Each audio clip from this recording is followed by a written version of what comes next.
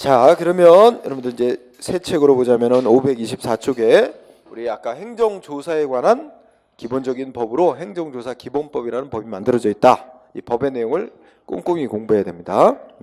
자, 우선 이 법에서 그 용어를 정의해놨는데 여러분 책에는 예전 책에는 용어 정의를 내가 굳이 하지는 않았었어요. 응? 그래서 용어 정의에서 들어보세요. 아까 행정조사라는 개념은 아까 앞쪽에 써놨었으니까 됐고요.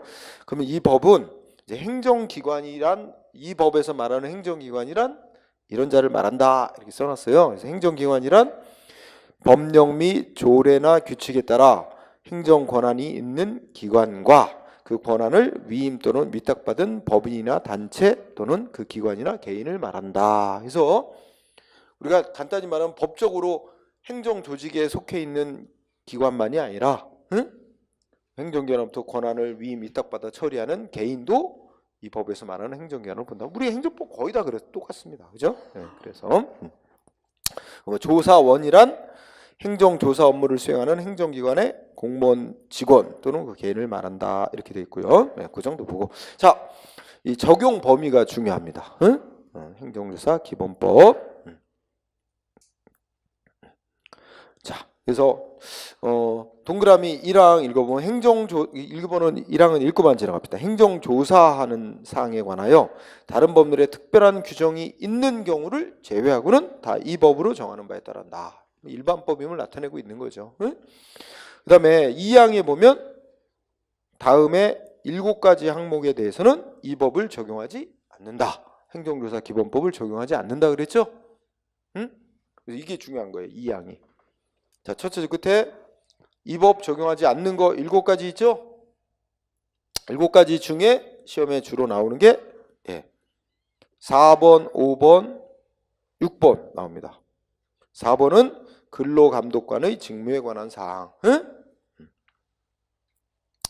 다음에 조세, 또 형사, 행형, 보완처분에 관한 사항. 이런 거 다 별도의 그 행정조사에 관해서 다 따로 정해져 있으니까 그쪽 법에 따르도록 하는 거죠. 그 다음에 6번째 금융감독기관이 감독검사, 조사 이런 거 하는 거. 요거는 행정조사 기본법대로 안 한다는 얘기예요.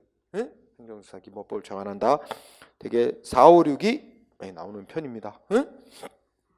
근데 또 하나 염두에 둘 거는 총 7가지 항목에 대해서는 행정조사 기본법을 적용하지를 않는 것을 원칙으로 하지만 다는 아니다. 왜냐하면 그 박스 위에 보면 뭐 있어요? 이 행정조사 기본법 중에서 기본법의 제4조, 5조, 그다음 28조. 요거는 또 적용을 한대요. 그러니까 이게 정리하면 행정조사 기본법을 원칙적으로 적용을 안 하는데 다만 3개의 조항은 적용을 한다. 이렇게 돼 있어요. 그 점을 좀 유의해 두시고. 자, 오른쪽에 행정조사 기본 원칙. 1항은 당연한 얘기죠. 최소한 범위 안에서 조사를 실시해야 된다. 최소한. 그 다음에 2항은 가볍게 읽어볼까요? 행정기관은 조사를 실시하기 전에 말하면 조사 목적에 적합하도록 조사 대상자를 선정을 하고 조사를 실시해야 된다. 그러니까 일단은 조사 실시 전에 조사 대상자를 먼저 선정하도록 돼 있는 거죠. 이렇게 해석하시면 되고. 사망이 중요합니다. 사망이 매우 중요. 한마디로 말하면 행정기관은 어떻게 하라는 거예요? 공동조사를 실시하라는 겁니다.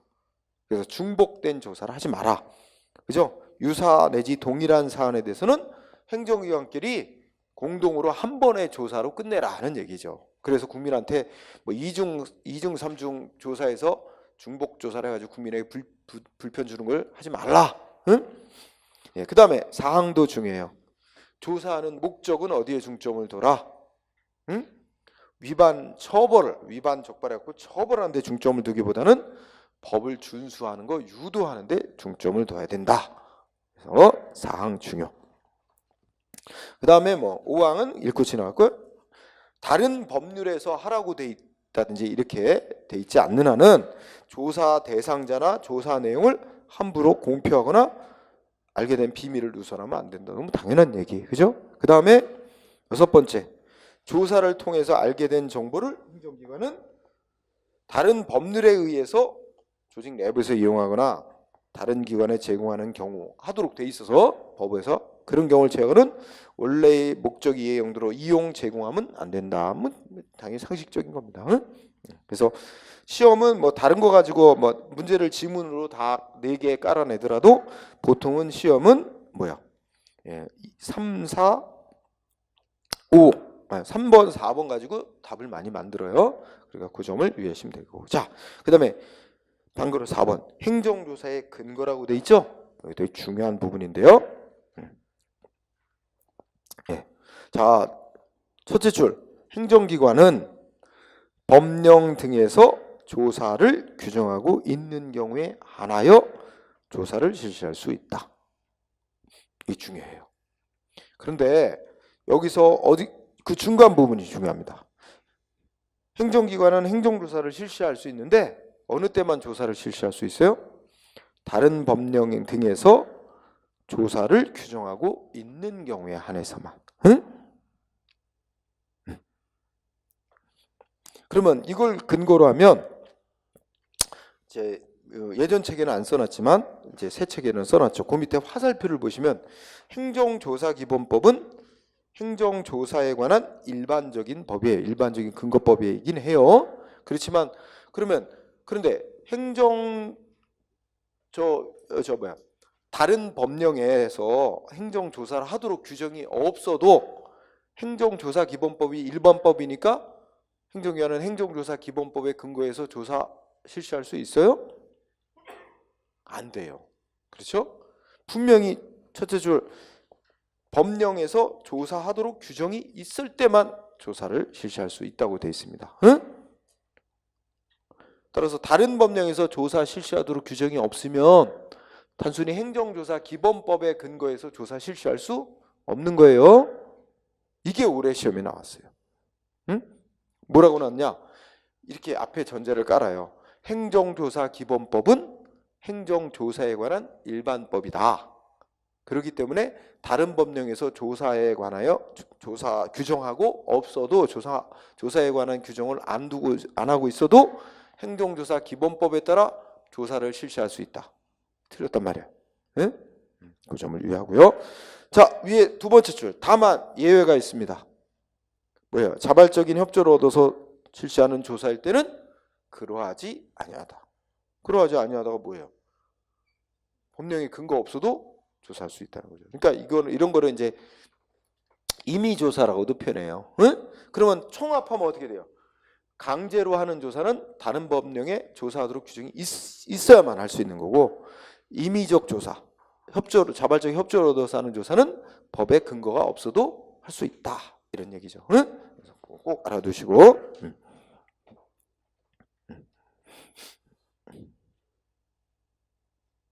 그래서 뭐 그 밑에 판례가 있는데 특별한 건 없어요. 그냥 법조문 해석이니까요. 그러니까 이 새 책에는 이제 판례를 하나 더 들어놓긴 했는데 무슨 의미냐면 예전에도 있었나 보죠. 자발적으로 협조를 얻어서 하는 조사는 법령에 조사하도록 규정이 없어도 할 수 있는데, 그럼 뭐 마지막 끝에 가면 다른 법령에서 조사하도록 규정이 있어도 자발적인 협조를 얻어서 하는 조사는 당연히 할 수 있는 거다. 그죠? 뭐 별것도 없어요. 그죠? 자, 그러나 강제적 조사는 행정조사기본법 말고 다른 법령에서 조사하도록 규정이 없으면 강제적 조사는 못하는 거예요. 그렇죠? 그 점을 유의해 두시고. 자, 그 다음에 쌍거로 2번 조사 계획의 수립 및 조사 대상 선정이라고 있어요. 거기에 방가로 1번 첫째 줄만 잘 공부하세요. 행정기관의 장은, 그러니까 뭐 전국의 모든 행정기관의 장은 매년 12월 말까지 다음 연도에 조사 운영 계획을 수립하여 제출해야 됩니다. 자, 누구한테 제출하는지 여기에 포인트를 두세요. 누구한테 제출해야 돼요? 국무조정실장에게. 이게 좀 특이한 겁니다. 행정안전부 장관 아니에요. 국무조정실장에게. 국무조정실장은 국무총리 바로 밑에 있는 총리실에 있는 2인자입니다. 자, 방가로 2번 내려가세요. 조사의 주기. 자, 행정조사는 첫째 끝에 어떻게 하는 게 원칙이에요? 정기적으로 하는 게 원칙입니다. 따라 첫째 줄 정기적으로 실시함을 원칙. 물론 둘째 줄 예외. 수시조사 예외적으로 할 수 있다. 수시조사 예외적으로 할 수 있다. 박스 안에 외울 필요는 없습니다. 이런 사유들.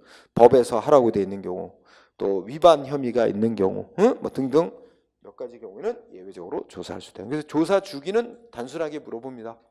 정기조사가 원칙인데 예외적으로 수시조사 할 수 있다. 자, 방가로 3번. 조사 대상 선정. 여기는 시험에 곧잘 나온대요. 자, 동그라미 1번이 중요합니다. 행정기관장은 둘째 줄 명백하고 객관적인 기준에 따라 조사 대상자를 먼저 선정해야 된다는 얘기죠. 응? 근데 그 앞에 중간에 것도 쭉 읽어보시면 이런 거 저런 거 고려해서, 응? 법령 준수, 실적, 뭐 조사 목적 이런 거 다 고려해서 명백하고 객관적인 기준을 선정한 다음에 그 기준을 만든 그 기준에 따라 조사 대상자를 선정하고 그다음에 조사를 실시해라. 그죠? 이때 동그라미 2항도 중요합니다. 조사 대상자로 선정된 자는 뭐 할 수 있어요? 도대체 어떤 기준을 만들어서 대상자를 선정했길래 내가 포함됐느냐? 조사 대상 선정 기준을 보여달라. 열람 신청할 수 있습니다. 응? 자동으로 당연히 인정되고 있죠. 열람 신청권이. 응? 뭐 법에 꼭 규정이 있어야만 인정되는 게 아니라 당연하게 열람 신청권이 인정이 돼요. 그러면 사망은 열람 신청을 받은 행정기관장은 어떻게 해야 돼요? 응? 자, 첫째 줄 행정기관장이 열람 신청을 받은 때에는 셋째 줄 원칙이 어떻게 돼요? 열람할 수 있도록 해줘야 됩니다. 보여줘야 된다는 얘기예요. 선정 기준. 그죠? 단 반드시는 아니고 중간에 예외가 있죠. 안 보여줘도 되는 경우 어떤 경우 있어요? 읽어보시죠. 보여주면 조사 업무 수행할 수 없을 정도로 조사 활동에 지장을 초래하는 경우 하나. 두 번째 어떤 경우?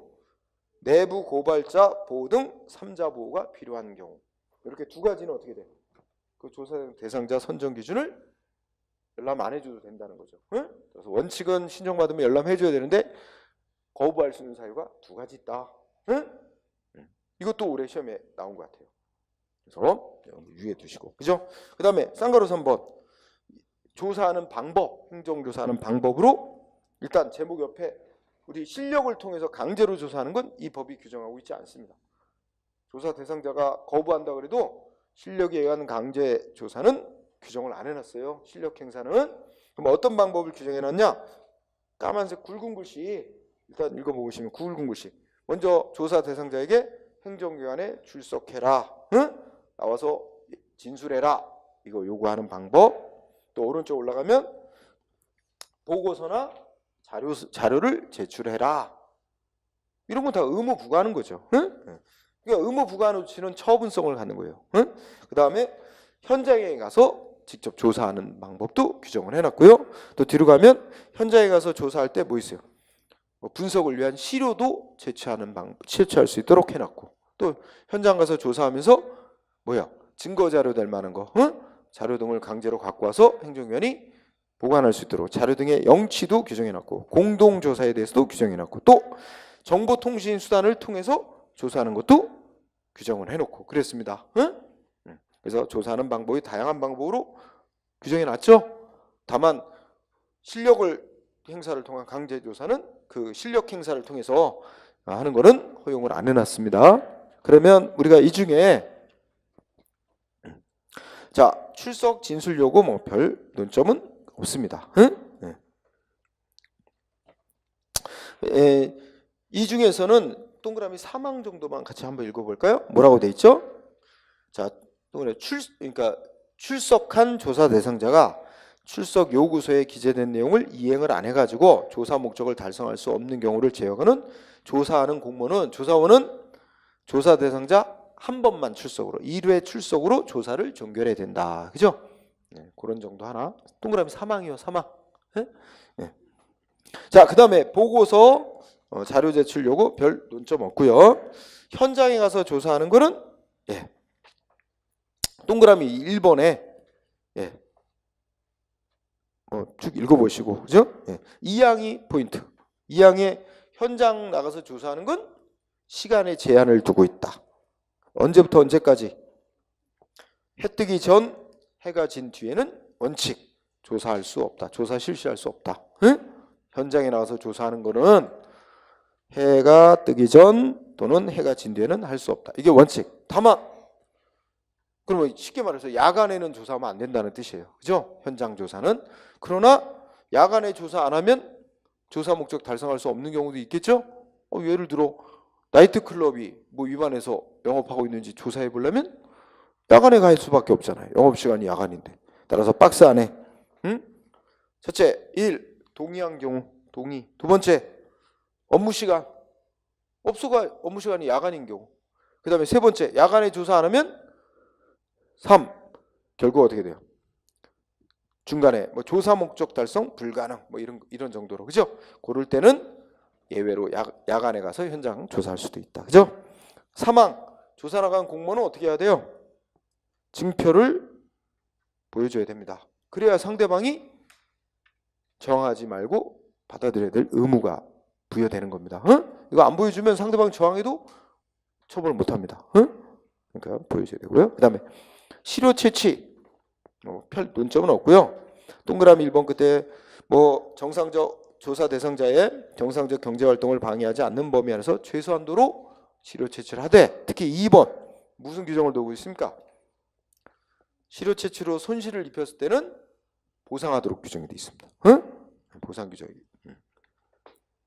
그 다음에 자료, 증거가 될 만한 자료를 영치할 수 있도록 했는데, 영치할 때는 동그라미랑 1구간 지나가세요. 조사 대상자나 그 조사 대상자가 지명한 대리인을 입회한 상태에서 영치해야 된다는 얘기죠. 이때 2항이 보통 여기서는 조금 중요해요. 자, 자료 등을 영치를 하면 어떤 문제가 생길 수 있는 경우, 조사 대상자의 생활 영업이 사실상 불가능하게 될 우려. 이럴 때는 영치를 대신해서 뭐 할 수 있대? 영치는 갖고 와서 강제로 보관하는 건데, 이거 대신해서 촬영, 사본 작성 방법으로 대신할 수 있다. 그러나 그렇게 그 방법을 쓰면 결국은 증거인멸할 우려가 있다. 이럴 때는 그렇게 하면 안 된다. 반드시 영치를 해야 된다. 이런 게 있는 거죠. 그래서 동그라미 2번 알아두시고요. 그리고 사항은 영치한 자료 등을 다 검토해봤고 조사와 관련이 없다 인정되고 또 목적 달성 다 했다. 그러면 즉시 반환해줘야 된다. 영치한 자료를 이렇게 돼 있죠. 넘어가고. 자, 방가로 6번 공동조사. 아까도 잠깐 원칙에 있었습니다. 네, 여기 조금 더 세부적으로 정해놨는데, 자, 첫째 끝에 해당 행정기관 내 둘 이상의 부서가, 그 예를 들면 인천시로 따지면 인천시 내 뭐 무슨 부서가 똑같은 사람에서 똑같은 사항을 조사하려고 하는데, 그러면 야, 니네 협의해서 공동으로 한 번만 해, 이렇게 하라는 거죠. 그래서 해당 행정기관 내 둘 이상의 부서가 동일 내지 유사한 업무에 대해서 동일한 대상자한테 조사를 실시할 때, 아니면 서로 다른 행정기관이지만 역시 동일한 대상자에게 동일한 조사를 실시하는 때는 어떻게 하래요? 마지막에 공동조사 하여야 한다의 포인트가 있어요. 할 수 있다가 아닙니다. 재량이 아니라 의무사항이에요. 공동조사 하여야 한다의 포인트 1항. 그리고 동그라미 2항은 아직 시험에 안 나왔는데요. 첫째 끝에, 자, 조사 나온다고 사전 통지 받은 조사 대상자는 뭐 할 수도 있어요? 공동조사 해달라고 신청할 수도 있어요. 그 신청권이 법으로 보장되어 있는 거죠. 그 점만 같이 알아두시면 될 것 같아요. 자, 그 다음에 중복조사 제한. 자, 일단 정기조사든 수시조사든 조사를 일단 실시한 행정기관장은 동일한 사안에 대해서 동일한 대상자에게 재조사하면 안 되는 게 원칙. 예외가 있죠? 어느 때는 재조사가 가능해요? 위법 행위가 의심되는 새로운 증거 확보한 경우는 예외 재조사할 수 있다는 거, 그거 정리하시고. 그 다음에 8항 정보통신수단을 통한 조사도 허용되고 있습니다.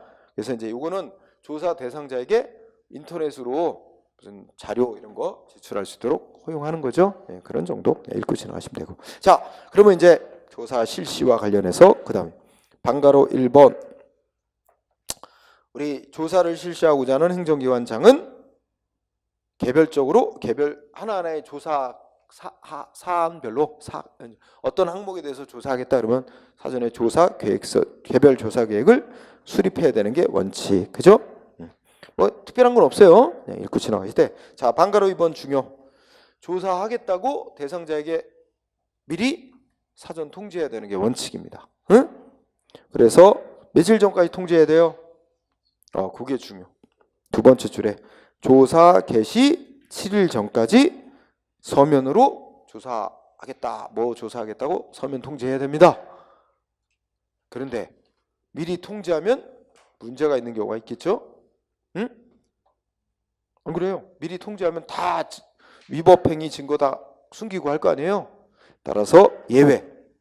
그래서 셋째 줄. 다음 각 호의 어느 하나에 해당할 때는 조사를 개시함과 동시에 서면을 제시하거나 아니면 조사 목적 등을 구두로 통지할 수 있다. 이렇게 돼 있죠. 그래서 그 사유가 보니까 1번 미리 사전 통지하면 조사 목적 달성할 수 없는 경우. 그죠? 두 번째 통계 목적을 위해서 통계 작성을 위해서 하는 경우. 이건 뭐 거의 안 나오고요. 3번이 중요합니다. 자발적인 협조를 얻어서 조사하는 경우. 자발적인 협조를 얻어서 조사하는 경우는 뭐 바로 현장에 가서 대상자한테 문서로 보여주거나 구두로 협조 받으면 되는 거 아니에요? 동의 받으면. 그래서 그런 정리하면 원칙은 7일 전까지 사전 통지해야 되는 게 원칙. 다만 미리 통지 안 하고 현장에 가서 바로 말만 하거나 구두로 알려주거나 서면으로 보여주고 조사할 수 있는 예외 인정. 그러면 방가로 3항 조사 사전 통지서를 받은 상대방은 며칠 날 조사 나온다고 했겠죠? 그럼 그 날짜 자기 출장 간다. 그러면 어떻게 돼요? 연기해달라 신청할 수 있어요. 그래서 근데 연기 신청하려면 조건이 있어요. 동그라미 2번 끝에 연기하고자 하는 기간 사유가 포함된 서면을 어떻게 돼? 제출해야 됩니다. 그러면 연기 신청을 받은 행정기관장은 무조건 연기해줘야 되냐? 그건 아니죠. 그래서 3항 그냥 읽어볼 거죠. 연기 신청을 받은 행정기관장은 연기 신청 받은 날부터 7일 안에 연기해줄지 결정해서 또 통보해주라고 되어 있습니다. 숫자들이 나오는데 숫자는 다 7입니다. 무조건. 행정조사 기본법은 다 7이에요. 공부하기 좋습니다. 그러면 방가로 4번 제3자에 대한 보충조사라는 항목이 있죠? 요 3자가 누구냐면 조사 대상자만 불러다가 조사를 했어. 근데 이 조사 대상자만 조사한 것 같고는 뭔가 불충분해. 그러면 이제 다른 사람을 보충적으로 또 조사하는 거죠. 뭐 관계에 있다고 생각하는 자를 그걸 이제 3자에 대해서 보충조사하는데 원칙 3자에 대해서 보충조사를 하려면 역시 원칙적인 절차 뭐예요? 제3자한테 조사한다고 7일 전까지 미리 통지서 보내야 돼요. 그게 원칙인데 이게 또 미리 통지서 보내면 또 뭐가 될 수 있어? 조사 대상자하고 또 입 맞출 수 있어요. 자, 그러면 예외 미리 통지 안 하고 사전 통지 안 하고 아까같이 바로 구두로 조사할 수도 있고 말하고 조사할 수 있고 예외 인정한다는 그런 얘기입니다. 그래서 뭐 특별히 암기할 필요는 없지만 다만 제3자에 대해서 보충조사를 할 때도 원칙이 7일 전에 사전 통지를 하는 게 원칙이다 정도. 그죠? 똑같이 적용한다 하는 얘기를 하시고. 그 다음에 방가로 5번이 시험에 잘 나옵니다. 자발적인 협조에 따라 실시하는 조사. 자, 1항은 행정기관은 어떻게 할 수 있어요? 다양한 방법을 통해서 조사에 동의하는지 물어볼 수 있다는 얘기입니다. 그리고 두 번째 줄 조사 대상자는 얼마든지 거부할 자유가 있다. 뭐 당연한 얘기입니다. 이때 2항이 중요하죠. 2항은 근데 대답을 안 하는 사람이 있어요. 조사 대상자가 응할 것인지 응답을 안 한대. 응답 없으면 뭐로 본다? 조사에 동의한 거로 본다? 거부한 거로 본다? 거부한 거로 본다. 그래서 키워드는 거부입니다. 그 자리에 동의가 많이 쓰여서 나옵니다. 틀리게. 응답 없으면 거부한 것으로 봐야 된다. 그죠? 그래서 요거 할 때마다 얘기하는 게 나하고 사귀자 3번 정도 요구했는데 대답 없으면 거부로 받아들이고 그래야 되는데 계속 그러면 저 응답 안 하는 사람도 명쾌하게 거부한다고 표시하는 게 바람직합니다. 그래야 오해가 없지. 계속 따라다니고 그죠? 곤란하죠. 그러면 이제 스토킹으로 바뀌는 거야. 명시적으로 거부 의사를 밝혀야 됩니다. 자, 그래서 이 양을 잘 유의하시면 되고, 그 다음에 의견 제출할 권리가 보장돼 있어요. 그래서 동그라미 1항 보니까 조사 대상자는 아까 이제 조사할 거라고 사전 통지했죠. 사전 통지 받은 대상자가 이러쿵저러쿵 할 말이 있으면 행정기관장에게 의견 제출할 수 있다. 의견 제출권이 보장돼 있다는 거. 그리고 이 의견을 제출받은 행정기관은 어떻게 처리해야 됩니다. 처리해야 돼요. 제출된 의견이 상당한 이유가 있으면 반영해야 된다. 이것도 다 중요하게 여기세요. 그 다음에 7번. 조사를 나온 공무원이 뭐래? 불공정한 조사를 막 하고, 오만불선한 태도를 보이고 막 이러면 어떻게 할 수 있어요? 조사원 바꿔달라고 신청할 수 있어요. 그래서 1항 읽어보세요. 조사 대상자는 조사원에게 공정한 조사를 기대하기 어렵다. 그럴 때는 행정기관장한테 교체 신청할 수 있다. 그죠? 역시 교체 신청하는 건 무슨 뭐 법이 정하고 있을 때만이 아닙니다. 자, 당연히 신청권이 보장돼. 자, 근데 교체 신청하려면 또 어떻게 해야 돼? 서면으로만 교체 신청이 가능해요. 왜 교체해달라고 하는지 이유. 그 다음에 어떻게 돼? 이유를 명시한 서면으로 신청해야 됩니다. 그러면 교체해달라고 신청이 되면 반드시 교체해줘야 되냐? 또 그건 아닙니다. 왜냐하면 이런 목적이 있습니다. 조사원 바꿔달라고 그러고 바꿔줬더니 또 좀 이따 또 바꿔달라고 그러면 조사만 지연시킬 목적으로 할 수도 있거든.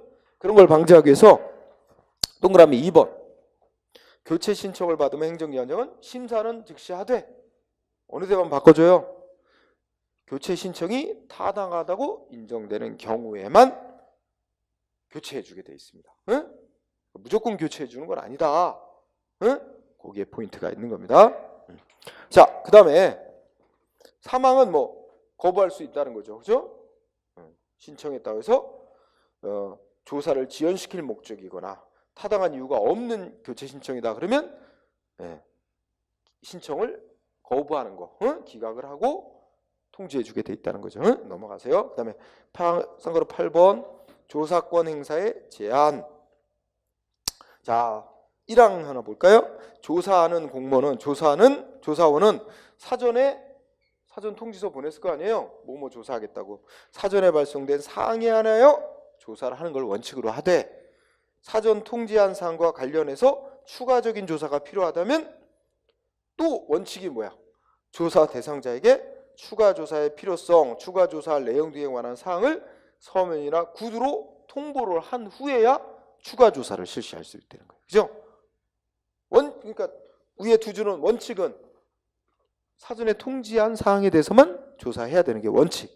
추가 조사할 필요가 있으면 그것도 추가 조사하겠다고 미리 통지한 후에 추가 조사한다. 할 수 있다. 이렇게 돼 있는 거죠. 그 다음에 2항. 조사받는 대상자는 뭐 할 수 있어요? 이건 읽고 지나가세요. 조사받는 대상자는 어떻게 해요? 자기 아는 자기 변호사, 회계사, 세무사 이런 사람을 조사 과정에 입회시킬 수 있다는 겁니다. 자, 이건 넘어가고요. 그다음에 사망을 유의하세요. 조사 과정 녹음할 수 있다. 저지 끝에 행정조사의 과정을 녹화할 수 있다. 할 수 있어요. 녹화할 수 있다. 다만 녹화를 하려면 사전에 행정기관장에게 통지해야 된다. 이걸 읽고 지나가고 사망을 중시하시기 바랍니다. 자, 9항은 중요합니다. 밑에 9항. 행정기관장은 법령 등의 특별한 규정이 있으면 모를까. 그렇지 아니하고는 자, 조사 결과를 확정한 날부터 7일 이내 조사 결과를 통지해줘야 됩니다. 역시 숫자 7이고요. 하여튼 핵심은 조사 결과 확정한 날부터 7일 이내 결과 통지해 주도록 의무 명시돼 있어요. 알아두시고요. 그다음에 자율관리 체제의 구축이라는 항목이 있습니다. 자, 그러니까 원래는 조사받을 대상자들인데, 응? 자기네들이 뭐 단체를 만들 수도 있잖아요. 응? 예를 들어서 무슨 뭐 숙박업협회, 음식점 연합회 뭐 이런 거 있어요. 그러면 음식점이나 뭐 이런 거에 대해서 자율적으로 자기네들이 알아서 조사하고 뭐 이렇게 시정하도록 노력하겠다. 그러니까 행정위원이 직접 하지 말고 우리한테 맡겨달라. 우리가 잘 조라하겠다. 뭐 이렇게 하는 게 자율관리 체제예요. 응? 그러면 자율신고제도 1번 행정기관장은 조사할 사항을 조사 대상자로 하여금 스스로 신고하도록 하는 제도를 운영할 수 있다. 또 재량입니다. 하여한다가 아니고 운영할 수 있다. 그러면 2항 이가 2항이 시험 문제 나왔었어요. 행정기관장은 이렇게 자율신고제도를 운영을 했는데 그 자율신고해온 조사 대상자가 신고해온 내용이 거짓 또는 신뢰할 수 없는 경우라면 뭐 할래요? 바로 직접 조사할 수 있죠. 그렇지 않는 한은 거짓이다, 신뢰할 수 없다 이런 경우가 아닌 한은 자율적으로 신고해온 내용을 직접 행정조사하는 거에 대신할 수 있다는 얘기죠. 가름할 수 있다. 응? 그래서 2항이 한번 시험 나왔고요. 이렇게 이제 자율신고제도 이런 거 그런 거 하도록 뭐예요? 체제를 행정위원은 구축해라. 그리고 참고로 3번 자율관리, 자율신고 뭐 이런 거 잘하는 그 단체나 이런 데 대해서는 혜택을 줘라. 줄 수 있다. 응? 혜택을 부여할 수 있다는 얘기고요. 마지막은 행정조사의 점검과 평가. 행정조사 업무는 어디서 총괄하죠? 응? 아까 나왔잖아. 국무조정실에서 총괄한다는 얘기죠. 응?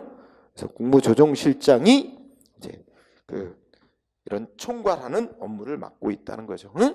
우리가 다 이것만이 국무조정실장이 특이한 거야. 딴 데는 전혀 안 나오는 건데 요 행정조사만 국무조정실이. 응? 왜냐면 이거는 어떤 특정 부처 한 군데가 맡기에 부적절한 업무잖아요. 그러니까 근데 이제 우리 앞서 우리 새 교재로 시작하신 분들은 모르시지만 그 직전까지 우리 했던 거에 보면 정보의 공개, 개인정보의 보호 이런 업무는 행정안전부 소관이잖아요. 행안부 장관이 총괄하죠. 요거는 이제 여러 부처에 걸치는 공통된 사항이기 때문에 국무총리실에서 국무조정실장이 총괄하도록 그렇게 규정을 해놨다 하는 그 정도로 보시면 될 것 같아요. 자, 그 다음에 이제 우리가 이제 뒤에 공부해야 될 주제가 우리가 요거만 이제 마무리하고 해서 우리가 지금 큰 틀에서 뭘 공부하냐면 실효성 확보 수단이라는 한 단어를 공부하고 있어요. 이게 이제 뭔가 행정상 필요한 상태를 만들어내는 강제적인 수단, 의무이행 확보 수단 이런 이름으로 얘기하는 건데 우리가 이제 두 가지로 크게 나누면 행정 강제라고 하는 수단이 있단 말이에요. 행정 강제. 이게 행정상 필요한 상태를 만들어내는 거예요. 필요한 그러니까 장래 필요한 상태 만들어내는 거. 상태 실현하는 게 목적인 조치들을 행정 강제라고 불러요. 행정 강제. 이거 여러분 공부하신 거에 두 가지가 대표적인 거예요. 뭐예요? 급박하지 않은 상황에서 국민한테 의무를 부과해 놓고 이행 여부 기다려 보다가 이행 안 하면 행정위원이 강제로 실현시키는 거예요. 우리가 그걸 묶어서 강제 집행이라는 거죠. 그리고 네 가지 있었어. 대리, 직강. 그 다음에 즉시 강제. 이건 급박한 상황에서 사전에 의무 부과하지 않고 바로 즉시로 강제 조치해서 필요한 상태 만들어내는 거. 지금 공부한 행정조사는 좀 여기에 격가지예요. 약간 행정조사를 마땅히 넣을 데가 없어서 보통 강제적인 조사도 하니까 넣지만 이거하고는 다르잖아요. 조사는 당장 지금 필요한 상태를 바로 만들어 버리는 건 아니잖아. 그러니까 요 목록에는 넣기가 조금은 안 맞는데 그렇다고 다른 단원에 어디다 넣기가 부적절한 거라서 그래서 보통 행정조사를 여기다 넣어서는 얘기하는데 일단 이게 기본이 중심이 되는 거예요. 그다음에 그러면 우리 여기에 이제 어차피 그냥 행정조사라고 해서 항목을 넣어서 공부는 하는데 이거 행정강제에 여기 딱 들어가는 건 아니다. 다만 이제 조사에 의해서 아까 뭐 행정조사가 이제 뭐 조사할 테니까 뭐 출석해라, 응? 보고서 내라, 의무를 부과하는 건 의무를 부과했는데 응하지 않는다.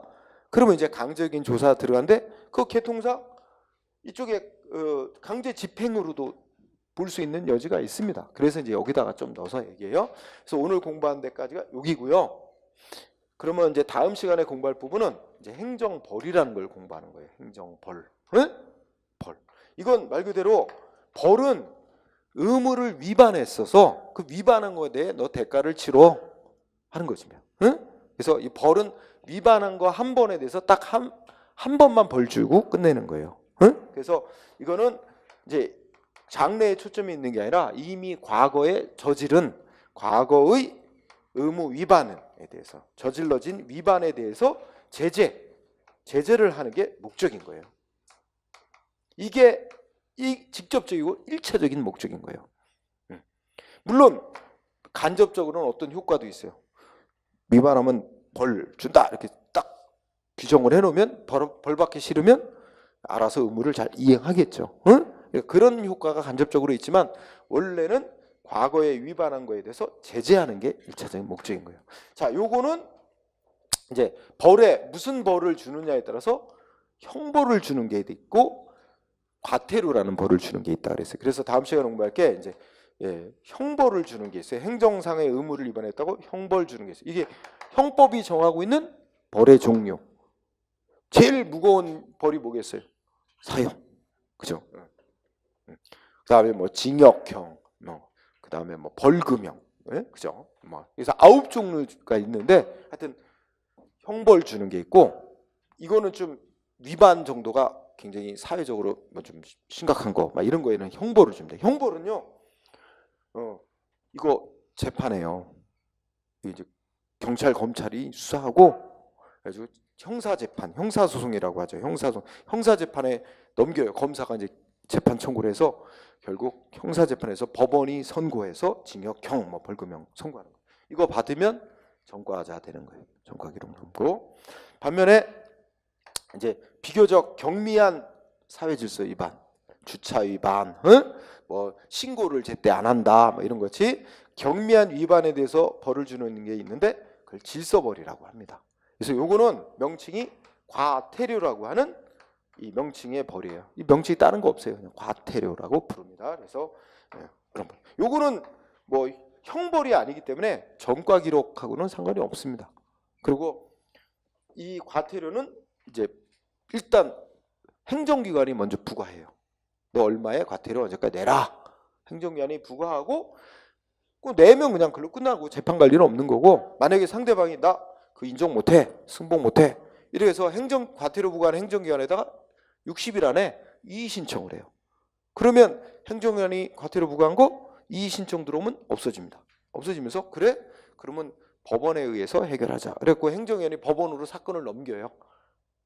서류 해가지고 넘겨버리면 법원이 별도로 정해진 절차에 밟아 이제 양쪽 주장 들어가면서 과태료를 부과할 거냐 말 거냐를 재판으로 결정을 해요.